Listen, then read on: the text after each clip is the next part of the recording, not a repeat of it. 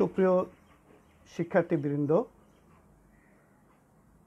সরকারি বাংলা কলেজ কর্তৃক আয়োজিত একাদশ শ্রেণীর অনলাইন শ্রেণী কার্যক্রমে তোমাদেরকে স্বাগত জানাচ্ছি। আমি মোহাম্মদ সাইফুল ইসলাম, প্রভাষক সমাজ কল্যাণ, সরকারি বাংলা কলেজ, ঢাকা। শুরুতেই জাতীয় এই দুর্যোগ এবং দুর্যোগপূর্ণ মুহূর্তে এ ধরনের একটি আয়োজন করবার জন্য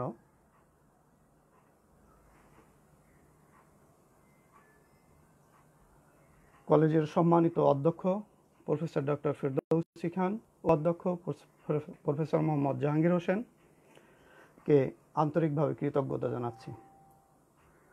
আন্তরিক ধন্যবাদ জানাচ্ছি এই আয়োজনে পদার্থবিজ্ঞান বিভাগের বিভাগীয় প্রধান প্রফেসর মোহাম্মদ আবু বকর মিয়া স্যার সহ যারা টেকনিক্যাল সমর্থন দিয়ে এই কাজটিকে জোরদার করবার একটি ক্ষেত্র তৈরি করেছেন। আজকের আমার বিষয় দরিদ্র আইন। আমরা দরিদ্র আইন সম্পর্কে আজকে আলাপ করব।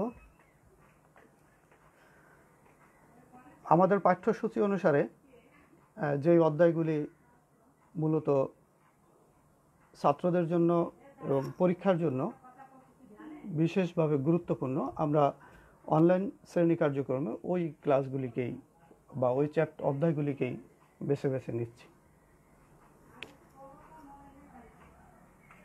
তো আমাদের প্রথমেই জানা প্রয়োজন, আমরা যে শিরোনামটি এখানে ঠিক করেছি দরিদ্র আইন, দরিদ্র আইন বলতে আসলে কি বোঝায়। এখানে একটি ডেফিনেশন বা সংজ্ঞা আমরা যাই বলি দেয়া আছে, a law relating to the support of the poor, অর্থাৎ দরিদ্রদের সহায়তা করার জন্য যে আইন প্রণয়ন করা হয় ওই আইনগুলিকেই দরিদ্র আইন বলা হয়েছে। আমরা যদি আরেকটু বিস্তৃত ব্যাখ্যা করবার চেষ্টা করি তাহলে দরিদ্র জনগোষ্ঠীর স্বার্থ সংরক্ষণ করে এবং সমাজ হতে দারিদ্র্য অবস্থা দূর করার লক্ষ্যে যে আইনসমূহ প্রণীত হয়েছে সেসব আইনকেই দরিদ্র আইন বলা হয়। আমরা ধারাবাহিকভাবে আলোচনা করবার চেষ্টা করব যে এই দরিদ্র আইন আমরা আসলে কেন আলোচনা করছি বা দরিদ্র আইনের সাথে আমাদের এই পাঠ্যসূচির প্রাসঙ্গিকতা কোথায়। আমাদের সমাজকর্ম বা সমাজ কল্যাণের ইতিহাস যদি আমরা বা ঐতিহাসিক প্রেক্ষাপটকে যদি আমরা বিশ্লেষণ করবার চেষ্টা করি তাহলে দেখা যাবে যে অনেকগুলি দরিদ্র আইন এই সমাজ কল্যাণের ইতিহাসের সাথে বা সমাজকর্মের যে পেশাগত সত্তা আজকে বিকশিত হয়েছে এই পেশাগত সত্তার প্রেক্ষাপট তৈরিতে অনেকগুলি দরিদ্র আইন ভূমিকা রেখেছে। এর মধ্যে উল্লেখযোগ্য আইন 1349 সালের শ্রমিক আইন, 1531 সালের অষ্টম হেনরিস আইন, 1536 সালের দরিদ্র আইন, 1562 সালের স্ট্যাটুট অব দ্য আর্টিফিশার্স আইন, 1563 সালের দরিদ্র আইন, 1572 সালের দরিদ্র আইন, 1597 সালের একটি দরিদ্র আইন এবং বিশেষভাবে যেটিকে নিয়ে আমরা আজকে আলোচনা করব সেটি হলো 1601 সালের দরিদ্র আইন। এবং পরবর্তীতে 234 বছর পরে এই আইনটি সংস্কার হয়ে 1834 সালে আবার দরিদ্র সংস্কার আইন হয়। তো এতগুলি দরিদ্র আইন যেগুলি প্রণয়ন করা হয়েছে এই সবগুলি আইনই মূলত ইংল্যান্ডে প্রণয়ন করা হয়েছে। তো ইংল্যান্ডের ইতিহাসে এই আইনগুলি প্রণয়ন করবার ক্ষেত্রে ইংল্যান্ডের ইতিহাসে এই আইনগুলি প্রণয়নের একটি প্রেক্ষাপট বা প্রণয়ন করবার ক্ষেত্রে যেই ইতিহাসগত দিক রয়েছে আমরা সেগুলিও আলোচনা করব। আমরা এখন দেখবার চেষ্টা করব যে এই 1601 সালের দরিদ্র আইনটি কেন এত গুরুত্বপূর্ণ এবং এত তাৎপর্যপূর্ণ। এই আইনটিকে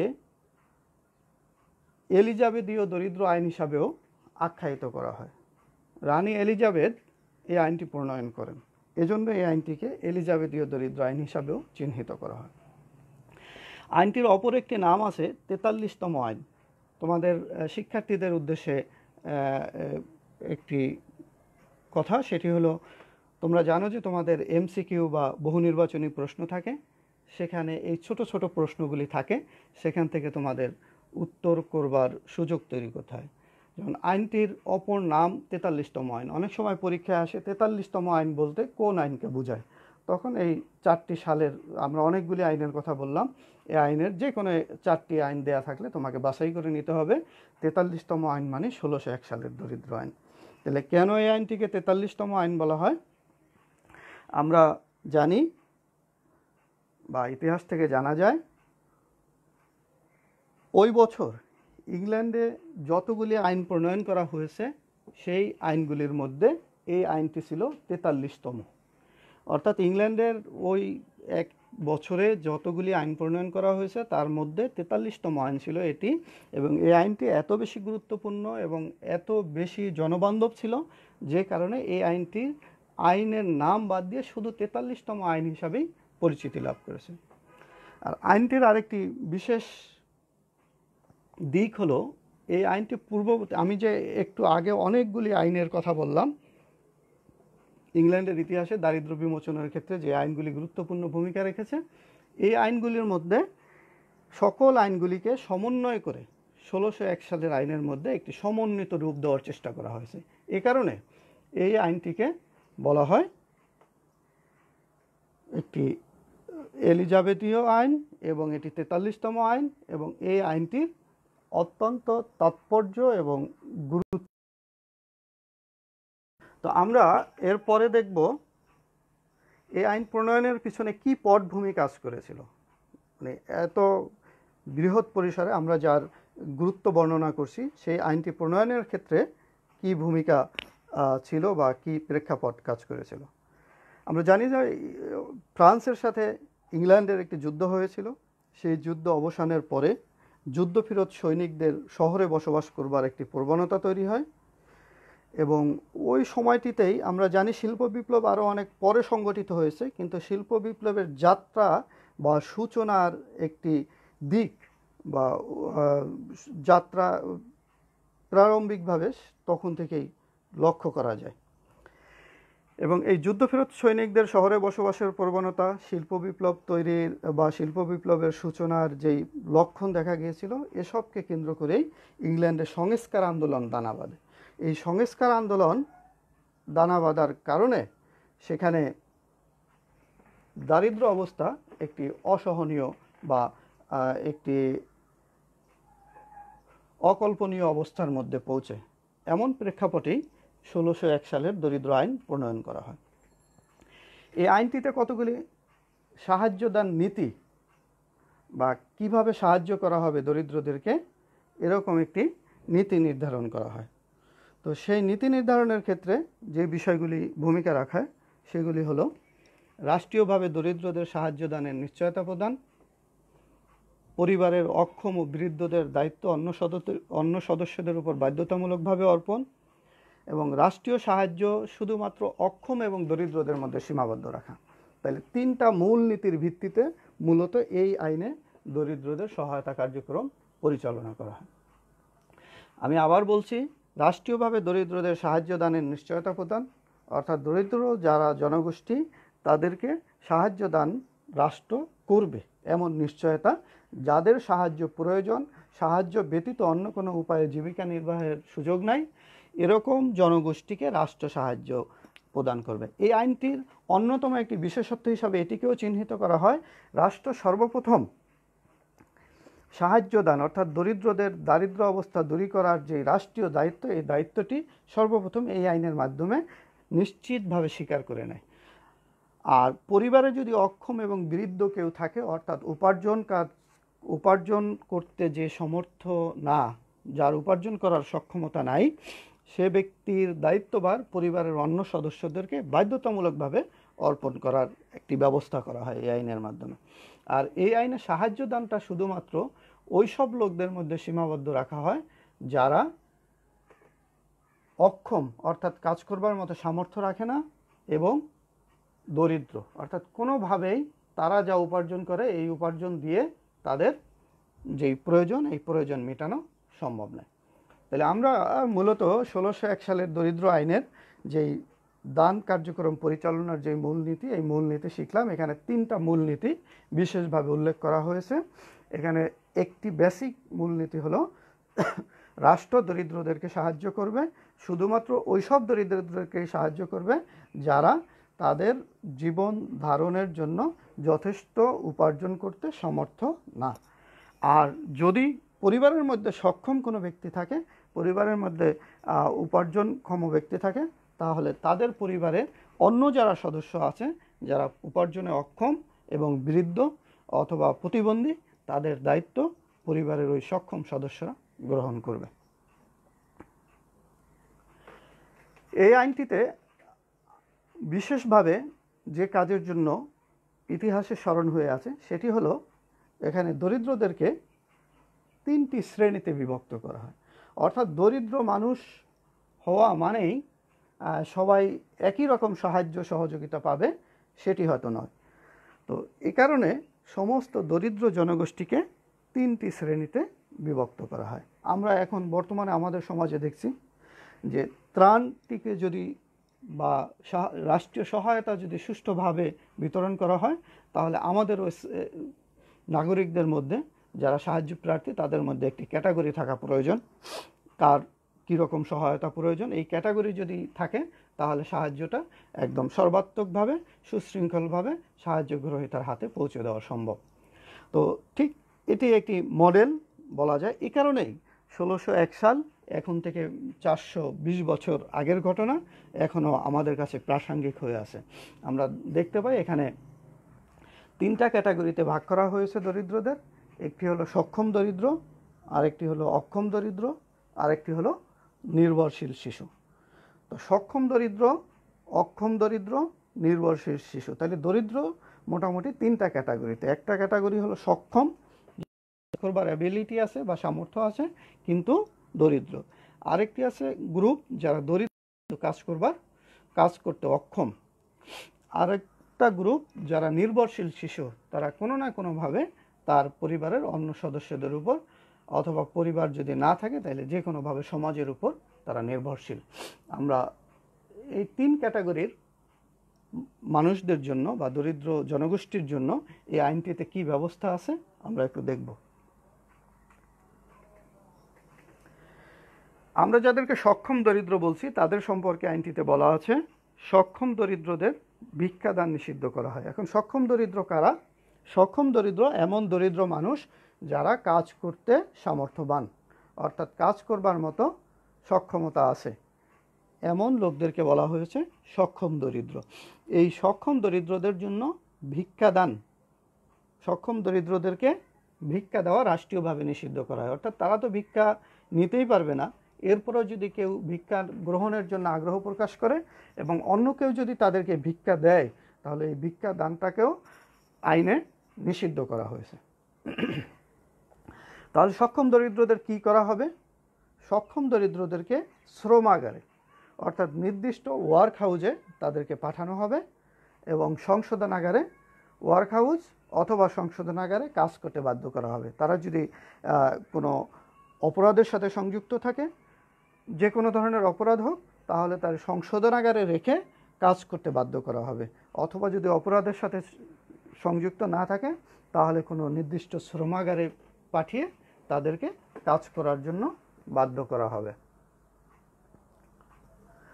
কাজ করতে অনিচ্ছুক যারা, কাউকে যদি শ্রমাগারে পাঠানো হয় এবং সে যদি কাজ করতে অনিচ্ছা পোষণ করে অর্থাৎ আগ্রহ না দেখায় অথবা কাজ করতে না চায় তাহলে তাদেরকে কারাগারে প্রেরণ করা হতো। অর্থাৎ তোমার কাজ করবার সামর্থ্য আছে, তুমি সাহায্য পাবে না, তোমাকে অবশ্যই কাজ করতে হবে। কাজ করতে হবে কোথায়? শ্রমাগারে অথবা সংশোধনাগারে। আর যদি তুমি সেটা করতে না চাও তাহলে আইনের সিদ্ধান্ত ছিল এমনই। আরেকটা গ্রুপ আমরা আলোচনা করেছিলাম অক্ষম দরিদ্র। অক্ষম দরিদ্র কারা? অক্ষম দরিদ্র হলো বৃদ্ধ, অসুস্থ, অন্ধ, বিকলাঙ্গ প্রভৃতি শ্রেণীর কর্মে অক্ষম মানুষ। তাহলে অন্ধ হলো, অক্ষম দরিদ্র হলো ওই জনগোষ্ঠী যারা কর্মে কাজ করবার সামর্থ্য নাই, কোনোভাবেই তারা উপার্জন করতে সামর্থ্য রাখে না, কোনোভাবেই তাদের যেই প্রয়োজন এই প্রয়োজন মেটাবার সামর্থ্য তারা রাখে না। তো এরকম জনগোষ্ঠী যদি, অক্ষম জনগোষ্ঠী যদি তারা রাষ্ট্রের কাছে সহায়তা চায় অথবা তাদের সহায়তা প্রয়োজন হয়, তাহলে তাদের ব্যাপারে কি ব্যবস্থা সেটি আমরা দেখব। এদের জন্য নির্দিষ্ট দরিদ্রাগার, অর্থাৎ তাদেরকে রাখবার জন্য এক নির্দিষ্ট দরিদ্রাগার বা নির্দিষ্ট স্থান ছিল, সেই স্থানে রেখে তাদের সামর্থ্য অনুযায়ী কাজে বাধ্য করা হতো। তাদের যার যেরকম সামর্থ্য আছে, আমরা জানি যে হয়তো একজন মানুষের হাত নাই বা এক হাত নাই, তাহলে সে অন্য হাত দিয়ে কিছু কাজ করতে পারে, অথবা চোখে দেখে না সেও কিছু কাজ করতে পারে, কেউ কানে শোনে না সেও কিছু কাজ করতে পারে, অথবা পায়ে অসুবিধা আছে সেও কিছু কাজ করতে পারে। তো যে যেই কাজের জন্য উপযুক্ত দরিদ্রাগারে রেখে ওই কাজ করতে তাদেরকে বাধ্য করা হতো। আর যদি কেউ দরিদ্রাগারে কাউকে না নেওয়া হতো, তাহলে আউটডোর রিলিফের মাধ্যমে তাদেরকে সাহায্য করা হতো। অর্থাৎ নির্দিষ্ট প্যারিশ, আমরা প্যারিশ শব্দের ব্যাখ্যাটি পরে করব, প্যারিশের আওতায় তাদেরকে আউটডোর রিলিফ, বাইরে থেকে তাদের বাসায় সাহায্য পৌঁছে দেওয়া হতো। তাহলে এদেরকে প্রথম কাজ হলো যারা কাজে অক্ষম তাদেরকে দরিদ্রাগারে রেখে, দরিদ্রাগারে নির্দিষ্ট যেই কাজ তাদের দিয়ে করানো সম্ভব সেই কাজের মধ্যে তাদেরকে রেখে সামর্থ্য অনুযায়ী কাজ করতে বাধ্য করা হতো। আর আরেকটি গ্রুপকে তাদের বাসায় রেখে, যাদের দ্বারা হয়তো কোনো কাজই করা সম্ভব না, তাদেরকে বাসায় রেখে আউটডোর রিলিফের ব্যবস্থা করা হতো। আমরা পরবর্তীতে আরেকটা গ্রুপ যাদেরকে আমরা বলছি নির্ভরশীল শিশু, তাদের নির্দেশনা দিল লোয়েস্ট বিডার নীতি অনুসারে নির্ভরশীল শিশুদের দায়িত্ব প্রদান। এখানে অনেকগুলি অল্টারনেটিভ বা অপশন আছে, যে কোনো একটির মধ্যে এই নির্ভরশীল বালক বালিকাদের ভরণ পোষণ অথবা তাদের প্রয়োজন পূরণের ব্যবস্থা এই আইন রেখেছে। আমরা যদি দেখি লোয়েস্ট বিডার নীতি, লোয়েস্ট বিডার নীতি হলো সবচেয়ে কম খরচ নিয়ে কেউ যদি কোনো শিশুর দায়িত্ব নিতে চায়, যে সামান্য, যেমন একটা শিশুর ভরণ পোষণের জন্য হয়তো মাসে 1000 টাকা প্রয়োজন, সে বলল যে আমি নিতে চাই কিন্তু আমাকে 300 টাকা দিতে হবে, 300 টাকা দিলে বাকিটা আমি এই শিশুর ভরণ পোষণের দায়িত্ব নেব। অথবা আরেকজন বলল যে আমি 200 টাকায় দায়িত্ব নিতে চাই। তাহলে লোয়েস্ট বিডার, যে সবচেয়ে কম অর্থ নিয়ে শিশুদের দায়িত্ব গ্রহণ করতে চায়, তাকে দায়িত্ব প্রদান করার ব্যবস্থা এই আইনে রাখা হয়েছে।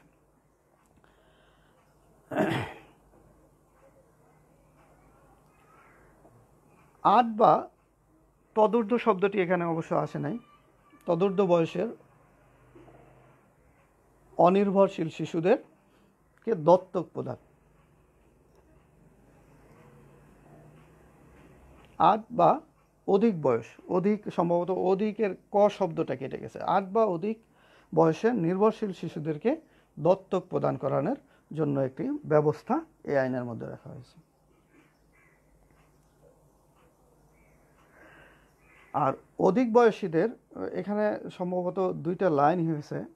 8 বছর বয়সীদের নিচে যারা, তাদেরকে দত্তক প্রদানের ব্যবস্থা, এবং 8 বছর বয়সের অধিক বয়স যাদের, তাদের চুক্তির মাধ্যমে মনিবের নিকট হস্তান্তর করার বা মনিবের নিকট প্রেরণ করার একটি ব্যবস্থা ছিল। অর্থাৎ 8 বছরের নিচে যদি, আমি এখানে ক্লিয়ার করি, একটু স্লাইডের মধ্যে একটু ভুল আছে মনে হচ্ছে বা অস্পষ্টতা আছে। 8 বছরের নিচে যার বয়স, এরকম শিশুদেরকে দত্তক প্রদানের ব্যবস্থা ছিল। আর 8 বছরের অধিক বয়সী যারা ছিল, তাদেরকে চুক্তির মাধ্যমে কোনো মনিবের নিকট প্রেরণ করার ব্যবস্থা রাখা হয়েছিল। তো এর মধ্যে 8 বছরের অধিক বয়সী হলে ছেলেদের জন্য যে ব্যবস্থা ছিল, যে ছেলেরা 24 বছর পর্যন্ত এবং মেয়েরা 21 বছর অথবা বিবাহ পর্যন্ত মনিবের গৃহে কাজ করবে। অর্থাৎ 8 বছরের অধিক বয়সী কোনো শিশু 8 বছরের অধিক বয়সী কোনো শিশুকে চুক্তির মাধ্যমে কোনো মনিবের নিকট হস্তান্তর করার অথবা প্রেরণ করার ব্যবস্থা এই আইনের মধ্যে রাখা ছিল। এই চুক্তির শর্ত অনুসারে ছেলেরা 24 বছর পর্যন্ত মনিবের গৃহে কাজ করতে বাধ্য থাকবে, আর মেয়েরা 21 বছর অথবা বিবাহ পর্যন্ত। মেয়েদের 21 বছর অথবা বিবাহ পর্যন্ত, আর ছেলেদের 8 বছরের পরে 24 বছর পর্যন্ত। আমার এই অধ্যায়টা আমি আবার একটু ক্লিয়ার করি। শিশুদের ক্ষেত্রে সেই বিধানগুলি হলো লোয়েস্ট বিধান নীতিতে, অর্থাৎ কেউ যদি অল্প অর্থ নিয়ে কোনো শিশুর দায়িত্ব নিতে চায়, যে সবচেয়ে কম অর্থ নিয়ে দায়িত্বটি গ্রহণ করতে চায়, তাকে শিশুটির ভরণ পোষণের দায়িত্ব প্রদান করতে হবে। দ্বিতীয়, 8 বছরের কম বয়সী শিশুদেরকে দত্তক প্রদান করা যাবে, আর 8 বছরের বেশি বয়সী শিশুদেরকে চুক্তির মাধ্যমে কোনো মনিবের নিকট প্রেরণ করা যাবে। সেক্ষেত্রে 24 বছর পর্যন্ত কোনো ছেলে শিশু তার মনিবের গৃহে কাজ করতে বাধ্য থাকবে, আর 21 বছর অথবা বিবাহ পর্যন্ত কোনো মেয়ে শিশু তার মনিবের গৃহে কাজ করতে বাধ্য থাকবে। তো আমরা মনে হয় এই প্যারাটি বুঝতে পেরেছি। এখন আমরা দেখব এই আইনটির কি কি কল্যাণকর দিক রয়েছে।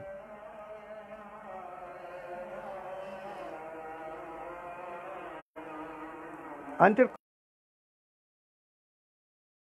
কতগুলি বিষয় আমাদের সামনে চলে আসবে, যেগুলি আমরা মোটামুটি এতক্ষণে আলোচনা করেছি। এর মধ্যে একটি হলো রাষ্ট্রীয় দায়িত্ব গ্রহণ, অর্থাৎ দরিদ্রদের প্রতি রাষ্ট্রের যে দায়িত্ব আছে, এই দায়িত্বটি রাষ্ট্র সর্বপ্রথম এই আইনের মাধ্যমে স্বীকার করে নিয়েছে। রাষ্ট্র স্বীকার করে নিয়েছে যে দরিদ্রদের দারিদ্র্য অবস্থা দূরীকরণের জন্য রাষ্ট্রকে ভূমিকা রাখতে হবে। দ্বিতীয় হলো, এই আইনটির মাধ্যমে অনেকগুলি আইনের সমন্বয় করা হয়েছে, অনেকগুলি ব্যবস্থার সমন্বয় করা হয়েছে, সাহায্যগুলিকে একীভূত করা হয়েছে, দরিদ্রদেরকে একটি তালিকাভুক্তির মাধ্যমে প্রয়োজন অনুসারে সাহায্যের ব্যবস্থা করা হয়েছে। অর্থাৎ বিশৃঙ্খল একটি সাহায্য ব্যবস্থা থেকে সুশৃঙ্খল একটি সাহায্য ব্যবস্থায় রূপান্তর ঘটিয়েছে এই আইনটি। এ কারণে এই আইনটি এখনও ইংল্যান্ডের কল্যাণ ইতিহাসে গুরুত্বপূর্ণ স্থান দখল করে আছে। প্যারিসের উদ্ভব। প্যারিস হলো, এখানে অনেকে এই পরীক্ষায় প্রশ্ন আসে, প্যারিস কি? অনেকে লিখে দেয় ফ্রান্সের রাজধানী। ফ্রান্সের রাজধানীর নাম প্যারিস, এটি ঠিক আছে, কিন্তু এখানে প্যারিস হলো, ইংল্যান্ডে প্যারিস বলতে বোঝায় আমাদের যেমন স্থানীয় সরকারের বিভিন্ন ইউনিট আছে, এই ইউনিটগুলিকে বলা হয় প্যারিস। স্থানীয় সরকার যেমন ইউনিয়ন কাউন্সিল, উপজেলা কাউন্সিল, তো এরকম এই প্যারিস হলো স্থানীয় সরকারের একটি ইউনিট। এই ইউনিটের মাধ্যমে ওই দরিদ্রদের তালিকা গ্রহণ এবং তাদের সাহায্য সহযোগিতা কার্যক্রম পরিচালনার ব্যবস্থা করা হতো। তো এই প্যারিস ব্যবস্থাও মূলত এই আইনের মাধ্যমে উদ্ভব বা বিকাশ লাভ করে। আমরা দেখছি এখানে সম্পদের সদ্ব্যবহারের কথা বলা হয়েছে। তো এই আইনটিতে সম্পদ কিভাবে ব্যবহার হবে, কার কতটুকু কর্মক্ষমতা আছে, কে কতটুকু কাজ করতে সমর্থবান, এই সব বিষয়গুলি নির্দিষ্ট করে দিয়েছে। যখন এই বিষয়গুলি নির্দিষ্ট করে দিয়েছে, তার মানে হলো সম্পদের অপব্যয় রোধ করা হয়েছে। বারবার কারো সাহায্য পাওয়ার সুযোগ নাই, অপ্রয়োজনে সাহায্য গ্রহণের সুযোগ নাই, এবং কাজ করবার সামর্থ্য আছে, বসে থাকবার সুযোগ নাই। তাইলে এটা বস্তুগত এবং অবস্তুগত দুই ধরনের সম্পদের সদ্ব্যবহারই নিশ্চিত করেছে এই আইন। আমরা এখন যদি বলার চেষ্টা করি বস্তুগত সম্পদ কি, বস্তুগত সম্পদ টাকা পয়সা ধন সম্পদ যেগুলি আমরা দেখতে পাই। অবস্তুগত সম্পদ হলো মানব সম্পদ। তো এই মানব সম্পদটা কি? যেমন আমার যে কাজ করবার সামর্থ্য, এই সামর্থ্যটি হলো আমার মানব সম্পদ, আমরা এটাকে হিউম্যান রিসোর্স বলি। এখন এই সামর্থ্যটি যখন রাষ্ট্র নিশ্চিত করেছে যে এই সামর্থ্য অবশ্যই একজন নাগরিকের সামর্থ্য অনুসারে কাজ করতে হবে, তখনই ওই রাষ্ট্রের নাগরিকের যেই সম্পদ, যেই অবস্তুগত সম্পদ আছে বা মানব সম্পদ আমরা যেটাকে বলছি, এই সম্পদটির সদ্ব্যবহার করবার সুযোগ তৈরি হয়েছে। আরেকটি বিষয় এখানে উল্লেখ করা হয়েছে, কর্মসংস্থান, অর্থাৎ কাজের ব্যবস্থা হয়েছে। দরিদ্রদেরকে দরিদ্রাগারে রেখে, সক্ষম দরিদ্রদেরকে শ্রমাগারে রেখে, অক্ষম দরিদ্রদেরকে দরিদ্রাগারে রেখে, শিশুদেরকে মনিবের বাসায় পাঠিয়ে দরিদ্র জনগোষ্ঠীর কাজকর্মের সাথে যুক্ত হওয়ার সুযোগ তৈরি করেছে এই আইন। আমরা যদি দেখি যে এখানে একটি সহানুভূতির প্রকাশও পরিলক্ষিত হয়, অর্থাৎ রাষ্ট্র তার নাগরিকের উপর সহানুভূতির প্রকাশ ঘটিয়েছে এবং সহানুভূতির প্রকাশ ঘটাতে একটি সামাজিক যে বাস্তবতা সেটি তৈরি করতে চেষ্টা করেছে। যেমন একটি পরিবারের সদস্য, একজন পরিবারের সদস্য সক্ষম, তার পরিবারের একজন আছে অক্ষম, তাহলে অক্ষম ব্যক্তিকে বাধ্য করা হয়েছে সক্ষম ব্যক্তিকে বাধ্য করা হয়েছে অক্ষম ব্যক্তির দায়িত্ব গ্রহণ করবার জন্য। মানুষদেরকে, অসহায় বা নির্ভরশীল শিশুদেরকে উদ্বুদ্ধ করা হয়েছে লোয়েস্ট বিধান নীতিতে তাদের দায়িত্বভার গ্রহণ করবার জন্য অথবা দত্তক হিসাবে গ্রহণ করবার জন্য। তো বিভিন্ন দিক থেকে আমরা দেখতে পাই যে এই আইনটির মধ্যে মানুষের প্রতি মানুষের, জনগণের প্রতি রাষ্ট্রের সহানুভূতির প্রকাশ পরিলক্ষিত হয়। আশ্রয় এবং ভরণ পোষণের ব্যবস্থা করা হয়েছে। আমরা জানি যে আইনটিতে প্রত্যেক নাগরিক কে কোথায় থাকবে, কিভাবে থাকবে, তার জায়গা কি কারাগার হবে, তার জায়গা কি শ্রমাগার হবে, তার জায়গা কি দারিদ্রাগার হবে, এটি নির্ধারণ করে দিয়েছে। অর্থাৎ প্রত্যেকটি মানুষের আশ্রয়স্থল বা তার থাকার জায়গাটা সুনিশ্চিত করবার ব্যবস্থা করেছে। আমরা দেখব আশ্রয় দেওয়ার পাশাপাশি প্রত্যেকের ভরণ পোষণের ব্যাপারে একটা দিক নির্দেশনা বা গাইডলাইন আছে। দরিদ্র মানুষদের মধ্য থেকে অক্ষম হলে কিভাবে তার ভরণ পোষণ নিশ্চিত করা হবে, সক্ষম হলে কিভাবে তার ভরণ পোষণ নিশ্চিত করা হবে, নির্ভরশীল শিশু থাকলে তাদের ভরণ পোষণ কিভাবে নিশ্চিত করা হবে, এই সবগুলি ব্যবস্থা এই আইনের মধ্যে উল্লেখ করা আছে। সবচেয়ে বড় গুরুত্বপূর্ণ যেই অর্জন আমরা যারা সমাজকর্মী আমাদের জন্য, সেটি হলো এই আইনের চর্চার মধ্য দিয়ে আজকের যে পেশাদার সমাজকর্মের চর্চা আমরা করছি, এই পেশাদার সমাজকর্ম পদ্ধতির বিকাশ শুরু হয় বা যাত্রা শুরু হয়। অর্থাৎ সমাজকর্মের যেই পেশাগত যেই দিক, এই দিকটির বীজ বপন করা আছে এই 1601 সালের দরিদ্র আইনের মধ্যে। আমরা সমাজকর্মীরা সবসময় পরিস্থিতির সাথে খাপ খাইয়ে চলার কথা বলি।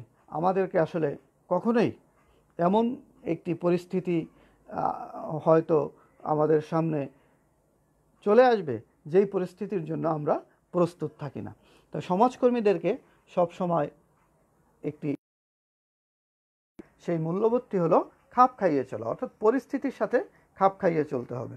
তাহলে আমরা সমাজকর্মের যেই ভ্যালুস বা মূল্যবোধ আছে, এই মূল্যবোধ হলো পরিবর্তিত পরিস্থিতি যেভাবেই আসুক, যেরকমই হোক না কেন, ওই পরিস্থিতির সাথে যেন আমি খাপ খাইয়ে চলতে পারি। আজকের বিদ্যমান বৈশ্বিক বাস্তবতা অথবা আমাদের দেশীয় যেই বাস্তবতা, যেই দিকটি আমাদের সামনে উন্মোচিত, যে আমাদেরকে একটি সর্বাগ্রাসী আতঙ্কের মধ্য দিয়ে দিন পার করতে হচ্ছে। তো এখন এই আতঙ্কের মধ্যে আমরা কি করব? আমাদেরকে শিক্ষা, আমাদেরকে এই যে এডুকেশন আমাদেরকে শিক্ষা দেয় যে পরিবর্তিত পরিস্থিতির সাথে আমাদেরকে খাপ খাইয়ে চলতে হবে। অর্থাৎ এখন যা অবস্থা, এখন যেভাবে শ্রেণী কার্যক্রম চলার কথা, আমাদেরকে সেইভাবে চলতে হবে। এখন যেভাবে আমার ঘরে থাকবার কথা, আমাকে ঠিক সেইভাবেই ঘরে থাকতে হবে। এই যে অ্যাডপ্টেশন অথবা খাপ খাইয়ে চলা পরিস্থিতির সাথে, এটি সমাজকর্মের একটি দীক্ষা। এবং এই আইনটি মূলত আমাদেরকে এরকম একটি দীক্ষা দেয় যে আমার যা সিচুয়েশন আছে, আমার যা সম্পদ আছে, আমার যা ব্যবস্থা, আমার যা জনগোষ্ঠী আছে, এই সম্পদ এবং জনগোষ্ঠীর মধ্য দিয়ে আমাকে একটি সুচিন্তিত কৌশল এবং নীতির মধ্য দিয়ে একটি পথ নির্দেশনা তৈরি করে সেই পথের আলোকে আমাদেরকে চলতে হবে। তো আমরা এই আইনটি এই আইনটির কিছু দুর্বল দিকও আছে। এই দুর্বল দিকগুলির মধ্যে রয়েছে এই আইনটি একটা শ্রেণীকে স্থায়ী ভিক্ষুকে পরিণত করেছে, অর্থাৎ রাষ্ট্রের কাছে তারা সার্টিফাইড ভিক্ষুক হিসাবে পরিণত হয়েছে। এদেরকে বলা হয় স্থায়ী ভিক্ষুক, অর্থাৎ আইন যাদের সাহায্য দরকার, যাদেরকে আউট রিলিফের মাধ্যমে সাহায্য দেওয়া হতো, তাদের আর কর্মে নিযুক্ত হওয়ার সুযোগ থাকে না অথবা অন্য কোনো ব্যবস্থায় সহায়তা না, তাদেরকে একটি পার্মানেন্ট ভিক্ষুক শ্রেণীতে পরিণত করার চেষ্টা বা প্রচেষ্টা অথবা নীতি আমরা এই আইনের মধ্যে দেখতে পাই। আমরা যদি আরেকটি দিক দেখি, এখানে কঠোর পরিশ্রম এবং শাস্তির ব্যবস্থা, অর্থাৎ দরিদ্রাগারে রেখে ব্যক্তির ইচ্ছার বিরুদ্ধে, আমরা আজকালকার যুগে যে মানবাধিকারের কথা বলি, সেই মানবাধিকারের দিকটি যদি আমরা দেখি, তাহলে যে ব্যক্তির ইচ্ছার বিরুদ্ধে তাকে কাজ করতে বাধ্য করা হচ্ছে, সেই দিক থেকে অনেক সময় কঠোর পরিশ্রম করতে বাধ্য করা হতো। শ্রমাগারে রেখে যেই কাজ, সেই কাজের জন্য হয়তো ব্যক্তি উপযুক্ত না, কিন্তু তাকে সেই কাজ করতে বাধ্য করা হতো এবং কাজ না করতে চাইলে তাকে শাস্তি দেওয়া হতো। এই দিকগুলি আমরা ওই মানবতার দিক থেকে দেখলে সেটি হয়তো আইনটিকে দুর্বল করবে। আবার যেই বাসস্থানটিতে তাদেরকে রাখার ব্যবস্থা করা হয়েছিল, সেই বাসস্থানগুলি ছিল অস্বাস্থ্যকর। এখন অস্বাস্থ্যকর বাসস্থান বলতে আমরা আসলে কি বুঝি? অস্বাস্থ্যকর বাসস্থান বলতে যে বিষয়গুলিকে মিন করা হয়, যেখানে একজন নাগরিকের বসবাস করবার ক্ষেত্রে সুস্বাস্থ্য বা সঠিক পরিচর্যার সাথে বসবাস করবার সুযোগ পায় না, যেমন পর্যাপ্ত সুপেয় পানি, পয় নিষ্কাশন ব্যবস্থা এবং তার আবাসস্থল, পরিচ্ছন্ন একটি আবাসস্থল, এই বিষয়গুলি যখন না পাওয়া যায় বা এই বিষয়গুলির যখন অনুপস্থিতি থাকে, তখন তাকে আমরা অস্বাস্থ্যকর বাসস্থান বলি। আমাদের দেশের যদি আমরা বিশেষ করে ঢাকা শহরের অধিকাংশ এলাকায় অস্বাস্থ্যকর বাসস্থানের আওতার মধ্যে পড়ে যাবে।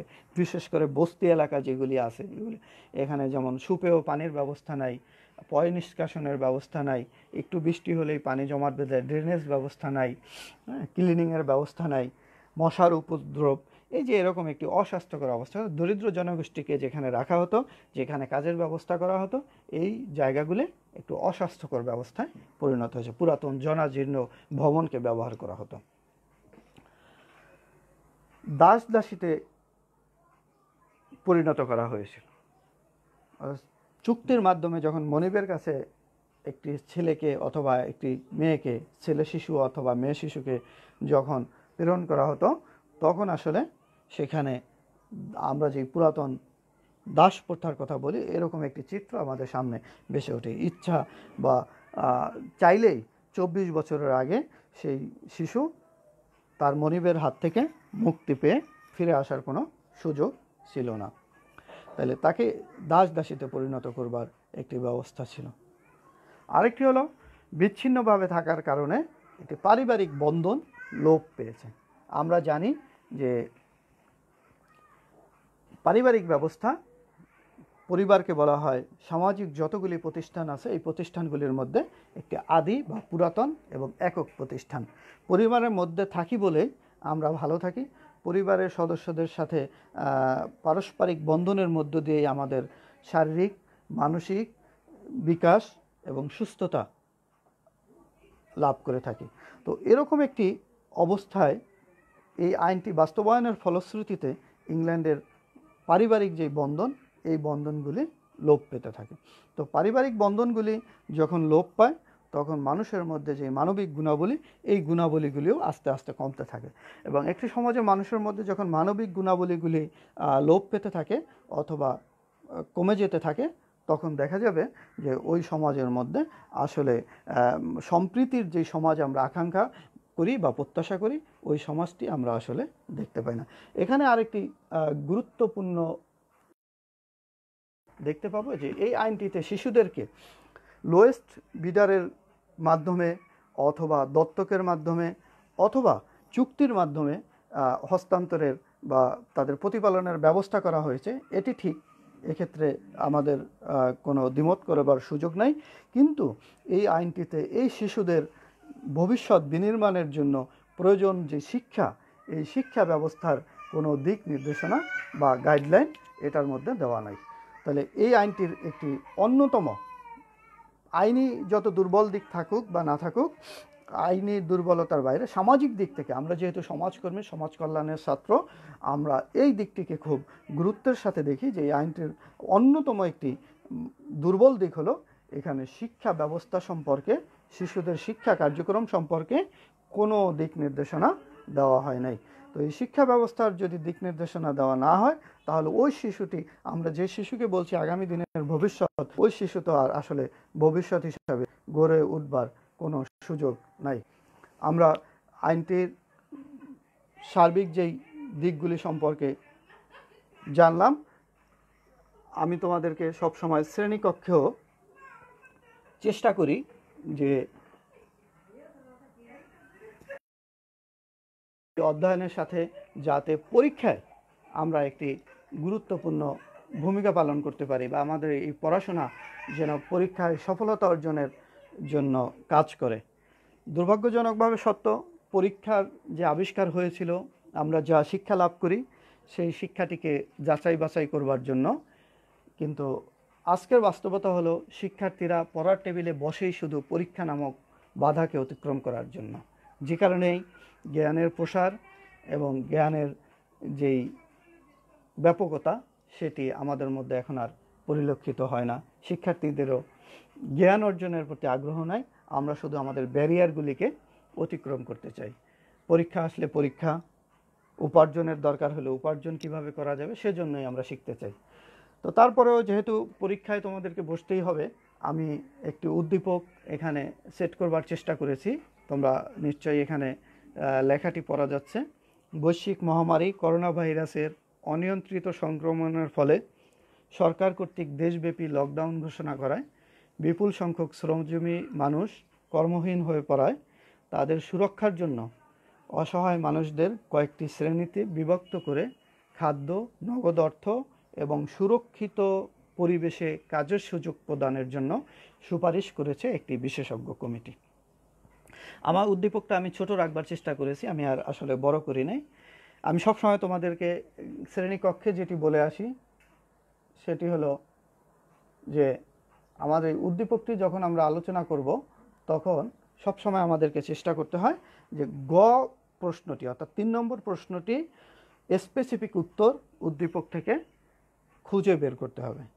এখন আমরা ক এবং খ আমি শুধু এখানে সাজানোর জন্যই দিয়েছি, এটার সাথে মূলত উদ্দীপকের সম্পর্ক থাকতেও পারে, নাও থাকতে পারে। গয়ের সাথে গয়ের উত্তরটি সরাসরি উদ্দীপক থেকে খুঁজে বের করতে হবে, আর 2 নম্বরের উত্তরটি গ থেকে ক্লিয়ার করে নিতে হবে। অর্থাৎ আমাদের এখানে যেই ব্যবস্থাটি আছে, গতে দেখি আমি এখানে একটি প্রশ্ন রেখেছি, উদ্দীপকে প্রদত্ত সুপারিশের সাথে ইংল্যান্ডের প্রণীত কোন আইনের মিল আছে।